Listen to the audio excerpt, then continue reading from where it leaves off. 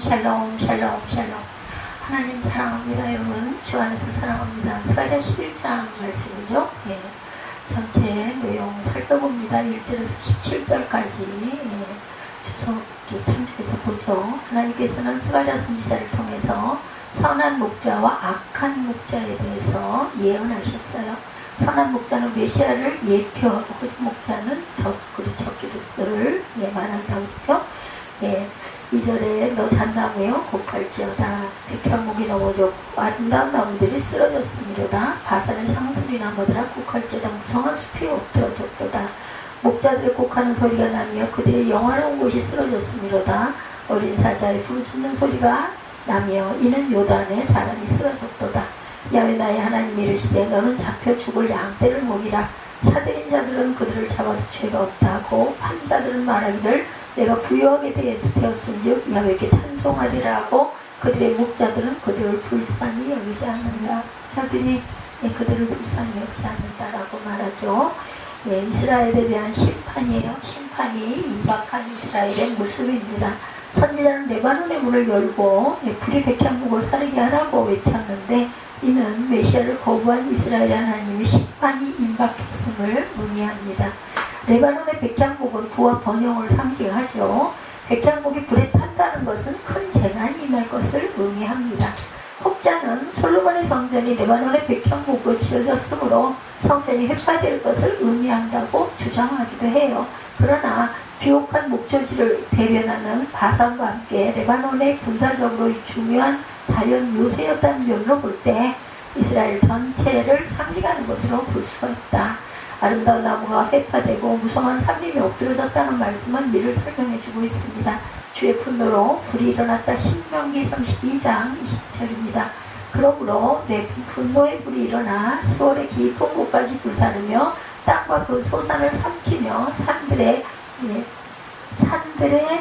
터는 터도 불타게 하는 데다 더로 나와 있어가지고 모든 일에 때가 있다. 전도서 5장 1절이죠. 너는 하나님의 집에 들어갈 때에 내 발을 삼갈지어다. 가까이하여 말씀을 듣는 것이 우매한 자들이 재물 드리는 것보다 나으니 그들은 악을 행하면서 깨닫지 못합니다. 아름다운 백향목이 찍혀나가죠. 이레미야 20장 7절에 보면 내가 너를 파멸할 자를 준비하리니 그들이 각기 손에 무기를 가지고 내 아름다운 백향목을 찍어 불에 던지리라. 그래서 성전이 불타버리죠. 결국은 목자의 곡하는 소리 3절에 말하고 있습니다. 목자들의 곡하는 소리가 난다. 그들의 영화로운 곳이 쓰러졌다. 어린 사자의 부르짖는 소리가 난다. 이는 요단의 사람이 쓰러졌으미로다. 목자의 곡하는 소리가 난다 했는데 이는 이스라엘을 잘못 인도하였던 거짓 목자들이 하나님의 심판으로 인해서 슬퍼하며 애곡함을 의미합니다. 그들은 자신들의 영욕을 위하여 하나님의 법을 버리고 하나님의 말씀을 왜곡하여 전했지만 그 모든 영화가 회파되어지고 그들의 모든 자랑이 사라지게 된다.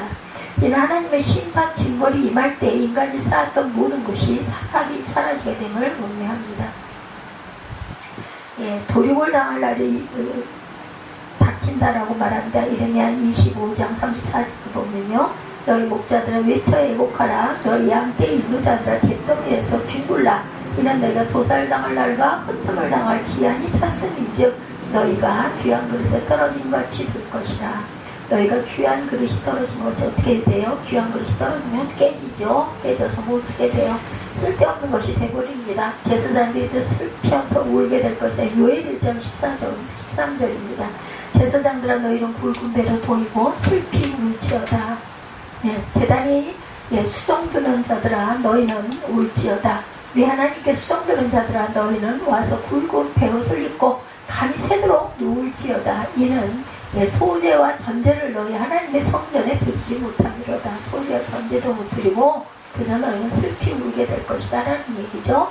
땅이 떨게 된다고 아모스 8장 8절입니다. 이로 말미암아 땅이 떨지 않겠으며 그 가운데 모든 주민이 애통하지 않겠느냐. 온 땅이 강에 넘친같이 솟아오르며 애국강같이 뛰놀다가 어떻게 돼요? 낮아지리라 말씀합니다. 왜 낮아지겠어요? 물이 잘 돌지 않으니까 메말라간다라는 거죠. 메시아를 배척하는 백성들입니다. 잡힐 양떼를 먹이라 말씀하죠. 5절에 사들인 자들은 그들을 잡아도 죄가 없다고 판자들은 말하기를 내가 부유하게 되었은즉 야훼께 찬송하리라고 그들의 목자들은 그들을 불쌍히 여기지 여기지 아니하는도다 얘기하고 있어요. 하나님께서는 스가랴 선지자에게 잡힐 양떼를 먹이라고 말씀합니다. 이는 거짓 목자에게 유린당하는 이스라엘 백성을 돌보라는 명령이에요. 그러나 하나님의 스가랴 선지자에 대한 이러한 명령은 전 궁극적으로 모실 메시아의 그런 그 사역에 대한 예언이다.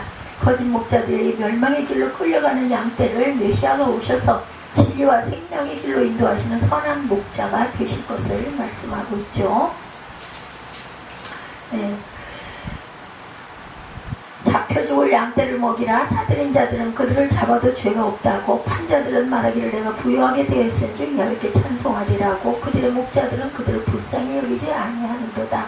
야훼가 말하노라. 내가 다시는 이 땅 주민을 불쌍히 여기지 아니하고 그 사람들을 각기 그 이웃의 손과 임금의 손에 넘기리니 그들이 이 땅을 칠지라도 내가 그들의 손에서 건져내지 아니하리라 하시기로, 내가 잡혀 죽을 양떼를 먹이니 참으로 가련한 양들이라. 내가 막대기 둘을 취하여 하나는 은총이라 하며 하나는 연합이라 하고 양떼를 먹일세.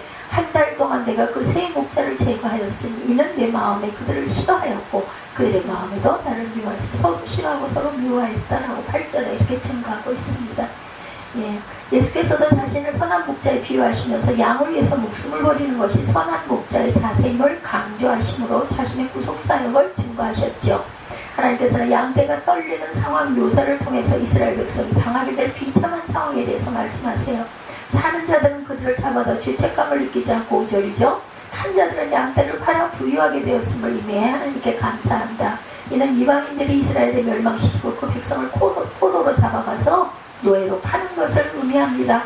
그럴 때에도 그 목자들이 그들을 불쌍히 여기지 않는다는 말씀은 백성들이 심각한 위기에 처했음에도 불구하고 이스라엘의 지도자들이 자신들의 욕심만을 추구해서 백성을 돌보지 않음을 가리킵니다.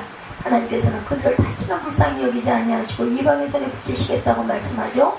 이는 하나님의 진노의 심판을 의미합니다. 목자같이 양 무리를 먹이셨어요. 그죠? 이사야 40장 11절에 보면 그는 목자같이 양떼를 먹이시며 어린 양을 그 팥봉과 품에 안으시며 젖먹이는 암컷을 온순히 인도하셨다라고 말씀합니다. 한 목자를 세우세요. 에스겔 34장 23절에 야훼는 그들의 하나님이 되고 내 종 다윗은 그들 중에 왕이 되리라. 나 야훼의 말입니다. 다윗이 누구의 예표예요? 예수 그리스도의 예표입니다. 양떼를 먹이는 스가랴입니다. 하나님의 말씀을 받은 스가랴는 막대기 둘을 취하여 양떼를 먹였는데, 하나는 은총이라고 하나는 연락이라 했다. 이건 연락으로 나왔는데 여기서는 연합이라고 나왔는데요. 책에는 연락으로 나와 있네요. 아마 나중에 이 연락이 뒤에 나왔든지 했겠죠. 연합이 연락으로 나와 있습니다. 성경에는 제 생각엔 연합으로 나와 있습니다. 이는 장차 선한 목자로 오실 그리스도의 통치 원리를 제시합니다. 스가랴는 한 달 동안 세 목자를 관계는 서로가 싫어하였기 때문이다. 스가랴는 그들에게 죽음의 저주를 예언하면서 은총이라 이름은 막대기를 잘랐고, 또한 스가랴는 그들에게 막대기를 잘랐으며 이는 모든 백성과 세운 언약을 폐할 때였음을 증거합니다. 이는 불순종한 이스라엘 백성에 대한 하나님의 저주와 심판을 의미합니다. 언약을 미워하세요. 시편 89편 39절에 보면 주의 종의 언약을 미워하사 그의 관을 땅에 던져서 욕되게 한다 이렇게 말씀하죠. 성전이 흡파가 됩니다. 누가복음 21장 6절에 증거하죠. 너희 보는 이것들이 날이 이르면 돌 하나도 돌 위에 남지 아니하리라. 예루살렘 성전의 무너짐을 얘기하고 있습니다. 토기장에게 던진 은 30에 대해서 나오죠. 누가 던졌어요? 가룟 유다가 던졌죠. 야훼께서 내게 이르시되 그들이 나를 헤아림과 그 삭설 토기장에 던지라 하기로. 우리 어디까지 읽었죠? 10절까지 11절 당일이 곧 폐하네. 그날을 지키던 가련한 양들은 이것이 야훼 말씀이던 줄 안지라. 내가 그들에게 이르되 너희가 좋게 여기거든 내 품삯을 내게 주고 그렇지 아니하거든 그만두라. 그들이 곧 은 30개를 달아 내 품삯을 삼은지라. 야훼께서 내게 이르시되 그들이 나를 헤아림과 그 삭설 토기장에게 던지라 하시기로 내가 곧 그 은 30개를 여호와의 손에서 토기장에게 던지고 내가 또 연합이라 하는 둘째 막대기를 꺾었으니 이는 유다와 이스라엘 형제의 의리를 끊으려 함이었느니라. 야훼께서 내게 이르시되 너는 또 어리석은 목자의 기구들을 빼앗을지니라. 보라 내가 한 목자를 이 땅에 일으키리니 그가 없어진 자를 마음에 두지 아니하며 흩어진 자를 찾지 아니하며 상한 자를 고치지 아니하며 강건한 자를 먹이지 아니하고 오히려 살찐 자의 고기를 먹으며 하며 그 굽을 찢으리라 이렇게 말씀하죠. 16절까지 봤습니다. 토기장에게 던진 은산 잠시 스가랴 선지자는 자신의 말을 청종하던 양들에게 고가로 은삼십을 달라고 했어요. 하나님께서 그 은삼십을 토기장에게 던지라 명하셨고 스가랴는 것을 야훼전에서 토기장에게 던지고 연락이라는 둘째 막대기 연합, 아까 제가 제 성경의 연합으로 나왔습니다. 둘째 막대기를 자릅니다. 이는 유다 이스라엘의 형제의 의를 끊으려 함이라고 증거합니다. 이는 이방의 침입을 받아 이스라엘 백성이 이방의 여러 지역으로 흩어져 가게 될 것을 예언한 것이다. 또한 은30을 토기장에게 던짐은 그리스도를 배반하여 판 유다가 받은 은30으로 토기장에 밭을 사서 나그네의 묘지로 삼은 역사적 사건의 성취를 가리키고 있습니다. 토기장에 밭을 구입하죠. 마태복음 27장 7절에 은원 후 이웃으로 토기장에 밭을 사서 나그네의 묘지를 삼았다 이렇게 증거하죠. 마태복음 27장 7절에 피밭입니다. 피밭. 사도행전 1장 19절에는 이 일이 예루살렘에 사는 모든 사람에게 알려져 그들의 말로는 밭을 아겔다마라 하니 이는 피밭이라는 뜻이다. 피가 흐른 자기를 지금도 성리에 가보에 있다고 합니다. 악한 목자에 대한 심판이죠. 우매한 목자의 기급을 취하라. 하나님께서는 스가랴 선지자에게 우매한 목자의 기급을 취하라고 말씀하시므로 그에게 메시아를 상징하는 선한 목자의 역할에 대조되는 거짓 목자의 역할을 행하게 하셨어요. 누구에게? 스가랴 선지자에게. 목자의 기구들은 양을 돌보기 위한 것들인데 우매한 목자들의 기구는 오히려 양을 해치는 도구가 된다. 즉 이스라엘 백성을 하나님의 진리의 말씀으로 인도하지 못하고 오히려 거짓된 길로 이끌어 파멸에 이르게 한 거짓 선지자와 지도자들에 대한 경고를 주시기 위해서 하나님께서 그와 같이 스가랴 선지자에게 지시하신 거예요. 마음이 둔하고 귀가 막힙니다. 이사야 6장 10절에 이 백성의 마음을 둔하게 하며 그들의 귀가 막히고 그들의 눈이 감기게 하라. 염려하건대 그들이 눈으로 보고 귀로 듣고 마음으로 깨닫고 다시 돌아와 고침을 받을까 하노라 하시기로 헛되고 어리석은 묵시를 봅니다. 예레미야 에가서 2장 14절에 내 선지자들은 내게 대하여 헛되고 어리석은 묵시를 보았으므로 내 죄악을 드러내어 내가 사로잡힌 것을 돌이키지 못하였도다. 그들이 거짓 경고와 미혹하게 할 것만 보았도다. 악한 목자가 일어나죠. 하나님께서는 악한 목자를 일으키실 것임을 예고하셨는데 이는 마지막 때 나타나게 될 적그리스도를 뜻합니다. 목자는 양을 돌보는 것이 임무임에도 불구하고 거짓 목자는 오히려 살찐 자의 고기를 먹고 그 굽을 찢는 데에 만행을 저지르죠. 이런 사단의 도구는 언제나 나타나 하나님의 백성을 미혹하고 악의 구렁텅이로 떨어뜨린다. 15절 6절 야훼께서 내게 이르시되 너는 또 어리석은 목자의 기프들을 빼앗을지니라. 내가 한 목자를 일으키리니 그가 없어진 자를 마음에 두지 아니하며 흩어진 자를 찾지 아니하며 상한 자를 고치지 아니하며 강건한 자를 먹이지 아니하고 오히려 삭진 자의 고기를 먹으며 그 굽을 찢으려 하죠. 마지막 절에 화 있을진저 양떼를 거둔 못된 목자여 칼이 그의 팔과 오른쪽 눈에 내리리니 그의 팔이 아주 마르고 그의 오른쪽 눈이 아주 멀어버릴 것이라 하십니다. 저주하십니다. 하나님께서 참 선지자를 보내실 때 사탄은 거짓 선지자를 보내서 하나님의 말씀을 왜곡시키려 하였고 마지막 날에는 자신이 그리스도라고 지칭하는 적그리스도가 나타나 사람들을 미혹할 것임을 하나님께서 예고하신 거예요. 주의 양 무리를 흩어여 이르며 13장 2절에 그러므로 이스라엘의 하나님 야훼께서 내 백성을 기르는 목자에게 이와 같이 말씀하시니라. 너희가 내 양떼를 흩으며 그것을 몰아내고 돌보지 아니하였도다. 보라 내가 너희의 악행 때문에 너희에게 보응하리라. 야훼의 말씀이니라.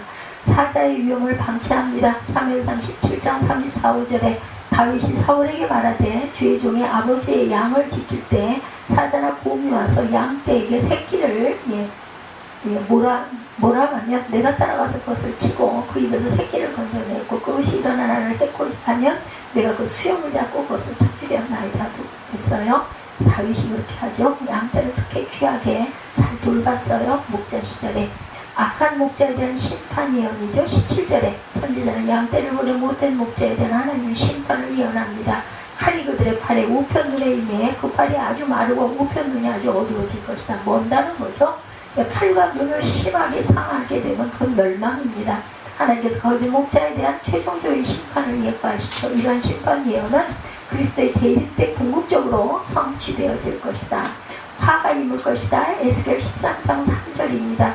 주야의 말씀에 군것이 없이 자기 심령을 따라 예언하는 어리석은 선지자에게 화가 있을진저 보아도 알지 못한다. 이사야 6장 9절에 야훼께서 이르시되 가서 이 백성에게 이르기를 너희가 듣기는 들어도 깨닫지 못할 것이요 보기는 보아도 알지 못하리라 하여 이렇게 말씀합니다. 그래서 악한 목자가 기승을 부려도 결국엔 하나님의 진노의 심판을 받아야 하듯이 적그리스도가 성도들을 미혹하여도 하나님의 심판을 받아 멸망을 당하고 성도는 그리스도 안에서 궁극적인 승리를 거두게 될 것이다. 그러므로 성도는 악한 세력들의 위협이 있을지라도 하나님을 의지해서 승리하는 삶을 살아가야 되겠다. 오늘 심판에 대해서 전체 1절에서 17절까지 내용 우리가 다 살펴봤습니다. 11장은 9장 10장의 내용과 전혀 다른 이야기를 하고 있기 때문에 혼란이 생기기도 해요. 9장 10장에서는 이스라엘을 모아서 온 세상까지 미치는 화평의 날을 이룰 것을 말씀하셨는데 그 백성들은 야훼 구원을 받아 멸류관의 보석같이 야훼 땅에서 빛난다고 9장 10절과 16절에 말씀했어요. 9장 10절과 16절 볼까요? 9장 10절 내가 에브라임의 병과 예루살렘의 말을 끊겠고 전쟁은 활도 끊으리니 그가 이방 사람에게 화평을 전할 것이요 그의 통치는 바다에서 바다까지 이르고 유브라데 강에서 땅끝까지 이르리라.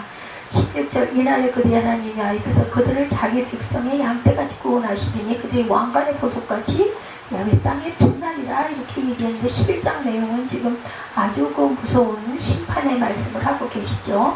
그리고 백성들은 야훼 구원을 받아서 멸류관의 보석같이 빛날 것이다 했는데 그렇지가 못해요. 이것을 볼 때 이스라엘 백성은 꿈을 가질 수 있고 희망을 가질 수 있는 것까지 보였어요. 선지자는 꿈과 희망으로 가득 찬 미래를 바라볼 수 있게 됩니다. 근데 12장에는 이와 정반대의 이야기를 하고 있죠. 이스라엘을 심판하게 될 것이라고 말씀합니다. 그러므로 그 앞에 장들에서 말했던 희망과 11장에서 말하고 있는 심판은 어떤 관계가 있는지 잘 이해가 되지 않아요. 이것을 이해하기 위해서는 먼저 11장에서 말하는 심판이 어떤 사람들을 향한 것인지를 살펴보는 게 좋을 거예요. 11장 내용은 한 가지에 대한 가르침이지만 본문은 세 부분의 단락으로 지어져 있다고 할 수 있습니다. 첫째 부분이 1절에서 3절이죠.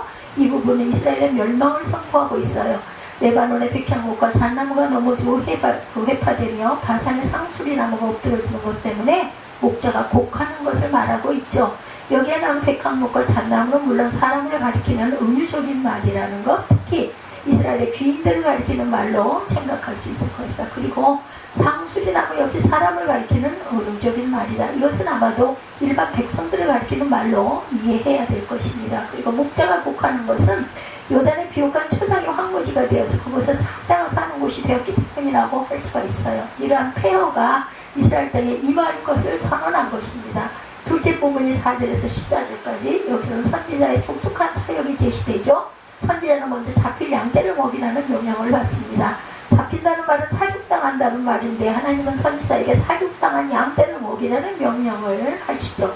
이 사육은 앞에서 말한 심판 때문에 일어날 사육이라고 생각하는 것이 자연스러울 것이다. 근데 선지자에게 이 말씀이 주어진 상황은 실제 잡힐 양떼를 두고 이런 말씀을 하셨는지 아니면 어떤 환상을 보고 이렇게 말하도록 하셨는지는 분명치가 않아요. 하여튼 하나님은 사육당할 양떼를 먹이라고 그러세요. 아마도 실제 교육의 도구로 어떤 양떼를 두고 이런 말씀을 하셨을 가능성이 많다. 근데 왜 하나님께서 잡힐 양떼를 먹이라고 하셨을까? 이 양떼는 산 자들이 잡아먹어도 죄가 없다 하고 판 자들은 팔아 돈을 벌어 부자가 되었으니 이렇게 찬송하리라고 하는 양떼입니다. 아무도 양떼의 책임감을 느낀다거나 귀하게 생각하는 자가 없다는 것. 목자들도 이들을 불쌍히 여기지 않아요. 이들을 팔아서 이들이 팔리고 잡아먹히는 것은 목자들이 그들을 돌아보지 않고 넘겨주었기 때문에 일어나는 일이다. 5절에 말하죠. 여기서 말하는 양떼는 물론 이스라엘 사람들을 가리키고 있어요. 6절에 야훼가 말하노라 내가 다시는 이 땅 거민을 불쌍히 여기지 아니하고 그 사람을 각각 그 이웃의 손과 임금의 손에 붙이리니 그들이 이 땅을 칠지라도 내가 그 손에서 건져내지 않겠다라고 말씀하시죠. 이 말씀만 보아도 양떼가 이스라엘 백성들을 가리키고 있다는 것을 분명히 알 수 있습니다. 야훼께서도 양떼 곧 이스라엘 사람들을 불쌍히 여기지 않으시려고 하셔요. 그러니 선지자가 올 때 정말 가련하고 불쌍한 양떼가 아닐 수 없다.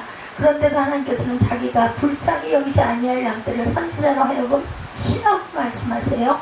그래서 선지자는 양떼를 먹입니다. 막대기 둘을 만들어 하나는 정은이라는 이름을 붙였고 또 하나는 연합이라는 이름을 붙였어요.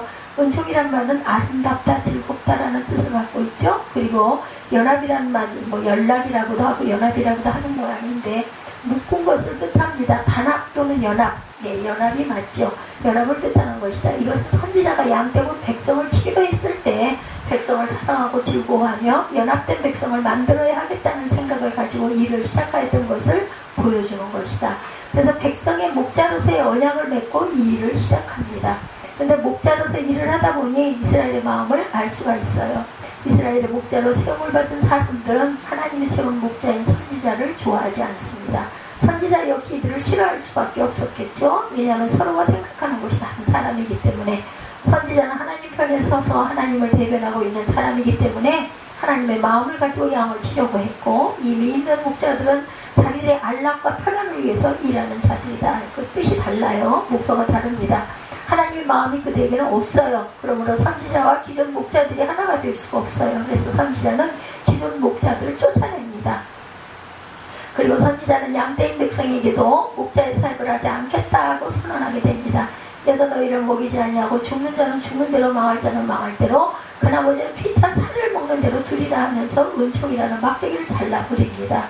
이것은 백성과 세운 목자 계약을 파기하는 징표 10절이죠. 예, 10절에 이 은총이라는 막대기를 취하여 꺾었으니 이는 모든 백성들과 세운 언약을 폐하려 하였습니다. 말씀하고 있습니다.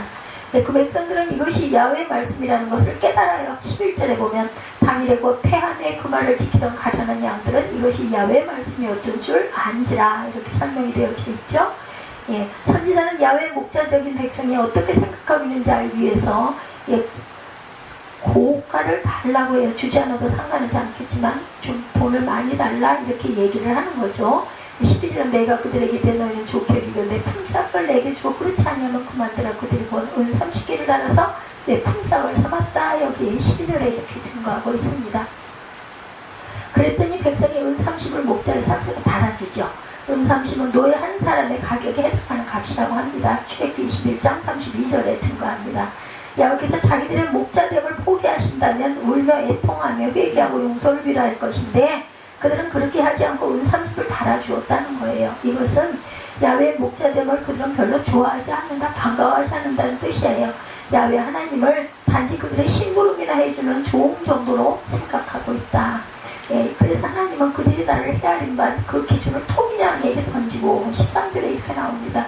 야훼께서 내게 이르시되 그들이 나를 헤아린 바 그 삭슬 토기장에게 던지라 하시기로 내가 곧 누가 스가랴가 그 은 30을 여호와의 전에서 토기장에게 던지고 내가 연합이라는 둘째 막대를 이를 꺾었으니 이는 유다와 이스라엘 형제의 의리를 끊으려 함이었느니라 이렇게 증거하고 있습니다. 네, 이것은 야훼 목자됨을 그들은 별로 좋아하지 않았다. 야훼 하나님을 단지 심부름 하는 사람 정도로 생각했다. 그래서 하나님은 그들이 나를 헤아린 바 그 기준가를 준 것을 토기장에게 던지라 했더니 정말로 토기장에게 던져버리죠. 그래서 그것으로 같이 사는 그 일이 일어납니다. 토기장애가 그것을 부수고 다시 만들듯이 하나님께서도 이스라엘을 다시 만드시겠다고 결심을 보여주세요. 즉 야훼를 좋은 정도로 생각하고 있는 사람들 전부 심판해버리고 새로이 다시 이스라엘을 만들겠다는 뜻을 가지고 있습니다. 하나님의 사랑과 은총이 분노로 변하여 심판해버리고 새로이 만들겠다는 뜻이 들어있는 것, 이런 이스라엘에게 연락의 막대기, 연합의 막대기도 잘라버리는 것은 두말할 것도 없죠. 하나님의 은총 안에서 하나됨을 바랐던 선지자의 소원은 인간의 단합을 꿈꾸는 자들에게 심판을 선언하지 않을 수가 없었다. 그들은 인간적인 단합과 힘을 꾀하였던 것이다. 유다와 이스라엘 형제의 의를 끊으려 함이었느니라 라고 한 것입니다. 14절.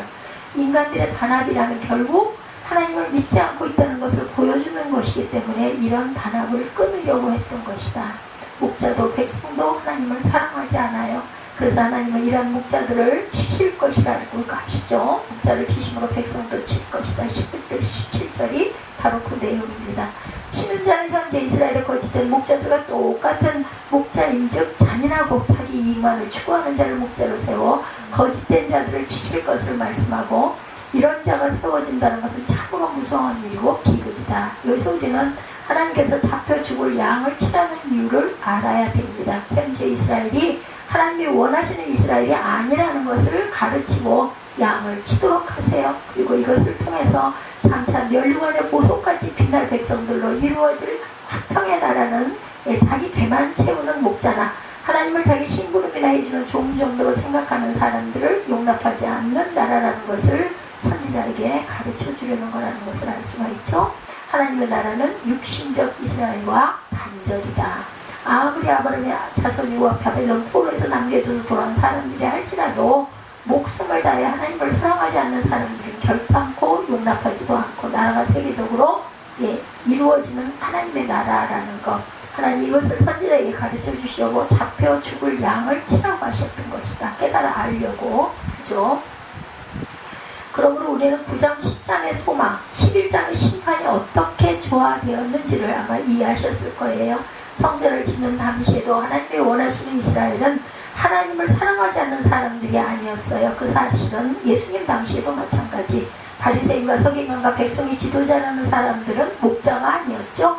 하나님을 사랑하지 않는 종처럼 생각하고 있던 백성도 역시 하나님이 행하시던 원하시던 이스라엘이 아니었습니다. 예수님은 이런 사람들에 의해서 죽임을 당했고 이 사실은 교회의 역사상 진리였고 지금도 진리다. 자기를 위하여 하나님을 이용하는 사람들은 하나님의 백성이 결코 될 수 없다. 이런 사람들에게 하나님의 백성은 고통을 당합니다. 그러므로 목회한다는 것은 실패를 각오해야 하는 일입니다. 스가랴는 한 달 만에 싸워서 깨어졌어요.